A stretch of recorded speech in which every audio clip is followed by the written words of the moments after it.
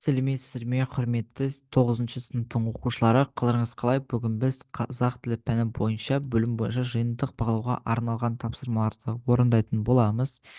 Ең алдымен арнамызға тіркеліп және лайк басып, басқа да достарыңызбен бөлісуді ұмытпаңыздар. Бізде бөлім тәуелсіздік жылдарындағы Қазақстан Экспо 2017 бөлімі бойынша жиынтық бағалау.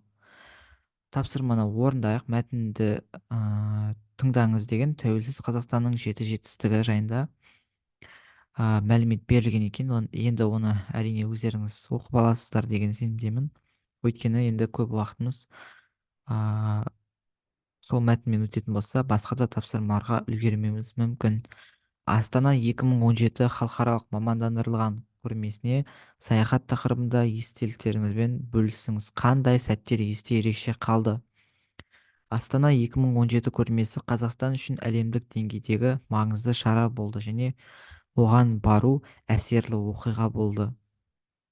Көрме кезінде маған ерекше есте қалған сәттер түрлі елдердің энергияны жаңғыртуға қатысты инновациялық жобалары мен қызықты павильондары еді.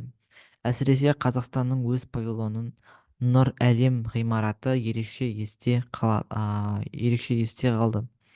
Ол Қазақстанның дәстүрі мен келешекке ұмтылысты біріктірген бірегей дизайнда жасалған. Көрменің тақырыбы болашақ энергиясы, экология мен жаңғырмалы энергия көздеріне назар аудартып, әр адамға ой салғандай болды.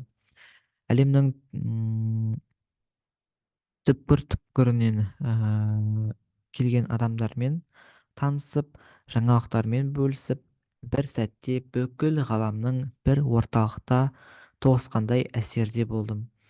Келесі екінші тапсырма: Астана Экспо 2017 халықаралық мамандандырылған көрмесі тәуелсіз Қазақстанның мақтанарлық жетістіктерінің бірі. Өз тарапыңыздан мәтін тақырыбына орай тәуелсіз Қазақстанның жеті жетістігін ойластырыңыз деген. Тәуелсіз Қазақстанның жеті жетістігі.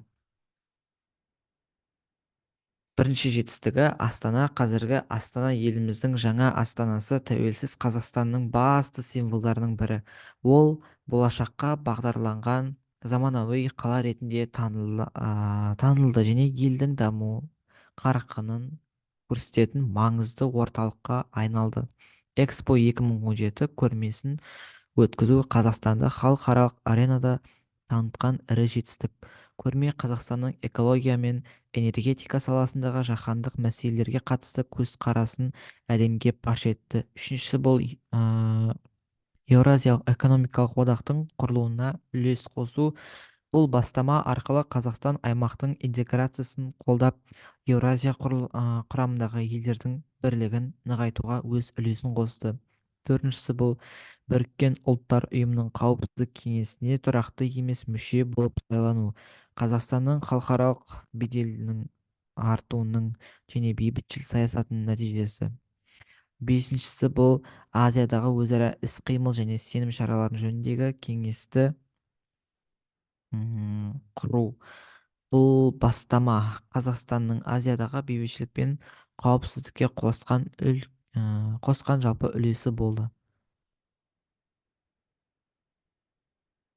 Келесі 6 мен 7: халықаралық ядролық қаруға қарсы күрес. Қазақстан ядролық қарудан бас тартқан мемлекет ретінде бейбітшілікке шақырудың әрдайым қолдап, ядролық қаруға қарсы күрестің символы болып табылады. Нұрлы жол мемлекеттік бағдарламасы Қазақстанның инфрақұрылымын дамытуға бағытталған ірі бағдарламалардың бірі. Бұл бастама елдің экономикасын тұрақтандырып, логистика және тасымалдау салаларында жаңа мүмкіндіктерге жол ашты. Бізде, құрметті оқушылар, берілген балл 9 балл. Осы көп балды осы екінші тапсырмада алады екенбіз. Біз толықтай 9 балдың 9-ын жинап өттік.